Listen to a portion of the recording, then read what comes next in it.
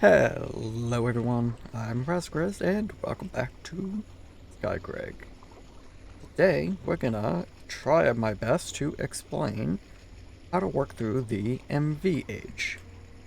Now this age is quite fast, at least to me. Has a lot of different stuff that needs to be created to progress through. One of the first things that I probably should have started is getting Boron. To get Boron, we need to macerate either salt or rock salt. To get crushed salt, after that you have to thermal centrifuge the crushed salt to get refined salt and a byproduct of borax. Once you have the borax, you then need to collect it and electrolyze it to get boron. So this process is pretty slow.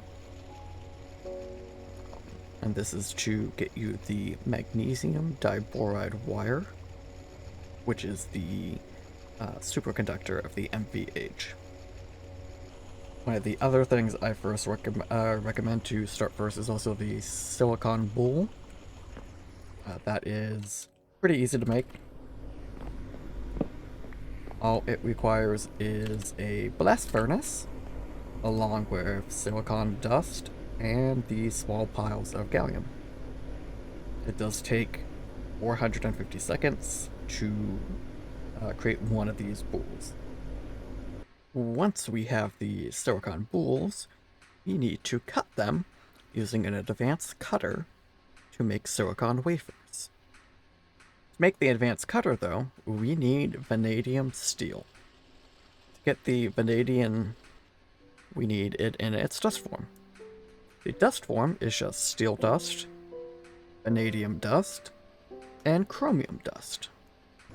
The steel dust is pretty easy to make, as we just need steel and a mortar. For the vanadium dust, we just need to take the vanadium magnetite dust, which we get by smelting any of the ore forms of it, and putting it through a centrifuge to get us the vanadium dust and magnetite dust.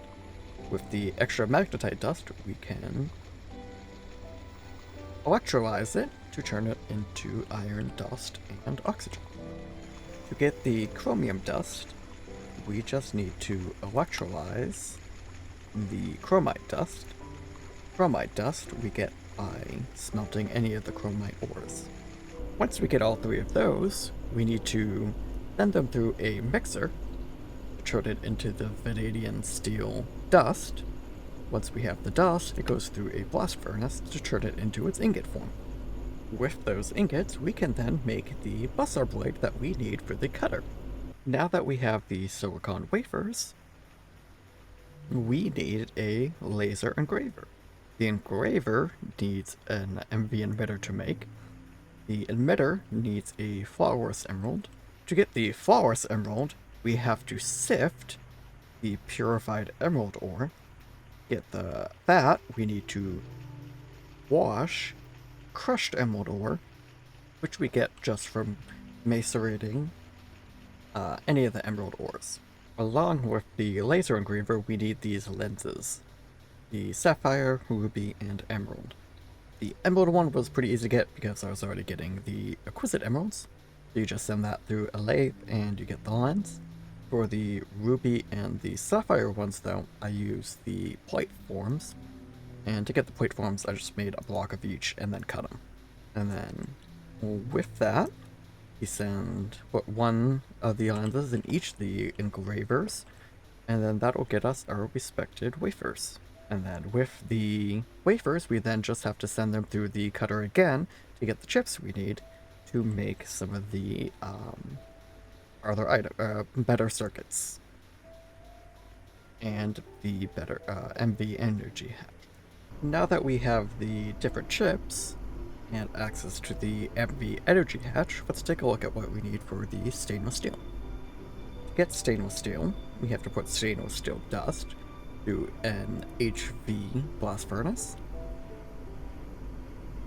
For the stainless steel dust, we need iron dust, chromium dust, manganese dust, and either nickel or invar dust. Both recipes take the same amount of time and give the same amount of dust out of the mixer. So the only difference is whether or not you have nickel or invar. And then iron dust we're getting from lots of different sources. You can also just take iron and use a mortar with it to make your iron dust. To get the manganese dust, you just have to macerate the manganese ingot. And the ingot you get just by smelting any of ore forms. Stainless steel, not the hardest to mix, especially since we already have the chromium being processed. And then once you do that, it takes 37 seconds and a lot of energy. Now we'll take a look at how I went about making liquid polyethylene. It has quite a few steps. The first thing we need is get biomass. To get biomass, we need to get the plant balls. Plant balls I'm just getting from wheat, which I am using one of the greenhouses to grow. Once we have plant balls, we just send it through a macerator to turn it into biochaff. The biochaff then gets sent into a brewery with water, turned into the biomass. So biomass can be used to make a few different things. You could also send it to make bacterial sludge. Our use is we're going to distill it into ethanol. You could also ferment it into fermented biomass. And then, like I said, with the biomass, we'll just distill it into ethanol.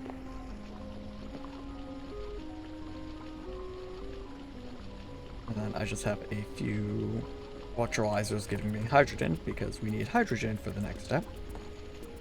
So we're going to take sulfur dust and hydrogen and use in a chemical reactor to turn that into hydrogen sulfide. The hydrogen sulfide we're going to add oxygen, again in a chemical reactor to turn it into sulfuric acid. With that sulfuric acid, we're going to put it into another chemical reactor with the ethanol, turn it into ethylene. With the ethylene, we'll put it into another chemical reactor to turn it with oxygen to turn it into the polyethylene.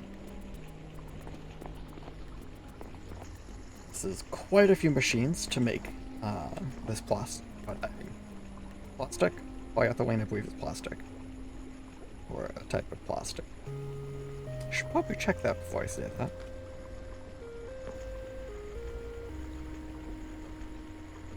And then we use the liquid polyethylene to make our transistors. With just a silicon plate and some fine-tuned wire in it. With the liquid polyethylene and stainless steel done, we now need silicon ingots and Canthal coils.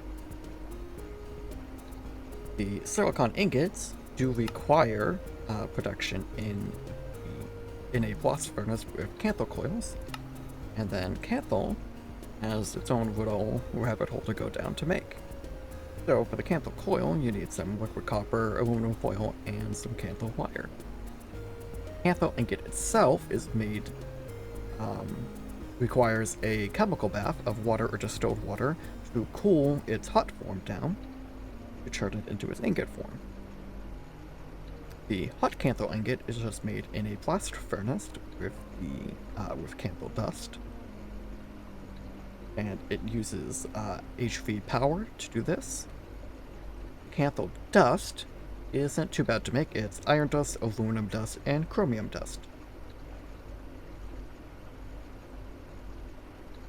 And then once we have, so what we do with the Canthal dust is we put it through the blast furnace, which will then get us the hot Canthal ingot.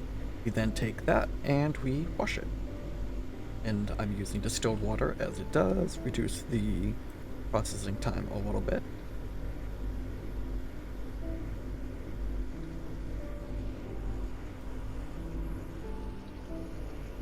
And then once we have the Canthal, we just have to wait to get enough Canthal to make the coils. And with the coils, we can then make a blast furnace that has a higher temperature rating.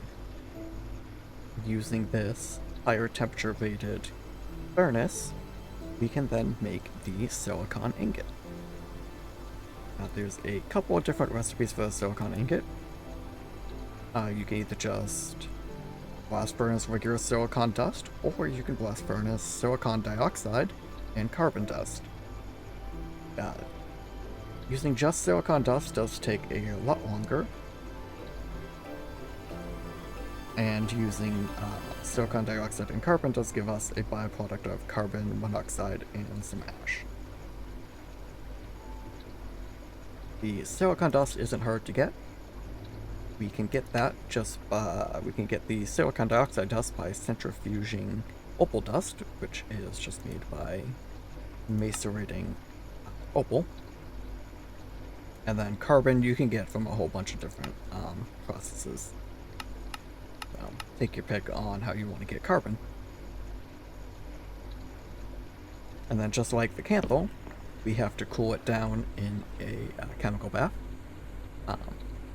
The silicon, though, does produce pretty quick, so I actually do have a backlog of hot silicon ingots sitting around, because 2 of these chemical baths do not keep up with just one blast furnace. And now that we have all the different materials crafted for the MVH that we need, we just need to set up some auto crafting recipes for the 3 different circuits that we need.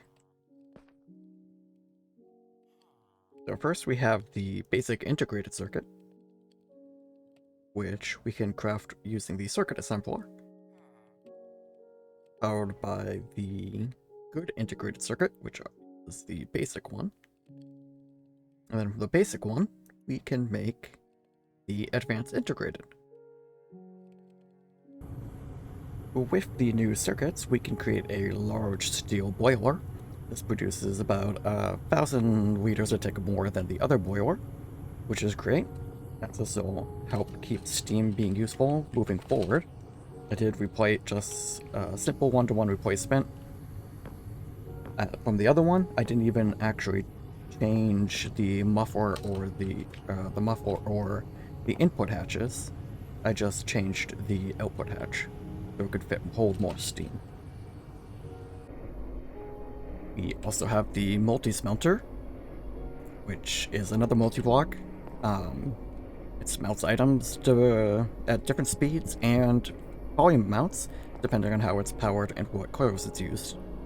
So the coils determine the speed. With the higher tier coils, the faster it will process, and then the power level dictates how much it'll process per batch. So with HV power, it's currently processing 32 a cycle. We also have the large inscriber. The inscriber is used to make processors. Its multi-block is a little different. It has the quartz glass in the front, a base inscriber, and it also has a advanced forming press. And then the rest of it is just basic items. And then this processes the processors a lot quicker. You can end in a single go. So for this, we do need the liquid redstone, which you just get from an extractor. And then you just have to put in the 2 presses, one for the silicon and one for the logic, in this case. And then either silicon dust or silicon itself and gold, or the respective material. The Megacells processor does require liquid titanium, which I don't have at the moment, so I'm gonna wait for that, but I have that pre-set up as a second one, and then here's just my 2 extractors stockpiling redstone. With the hope that when I decide to upgrade, I will have enough of it liquefied. And with all of this completed, I'm gonna call this an episode for the day. I spent quite a long time sorting out how to get everything done and then organizing it so that I can keep track of how everything gets processed. doesn't help when you put things kind of scattered around and then you can't remember why you're processing certain things. So, thank you all for watching and have a great day.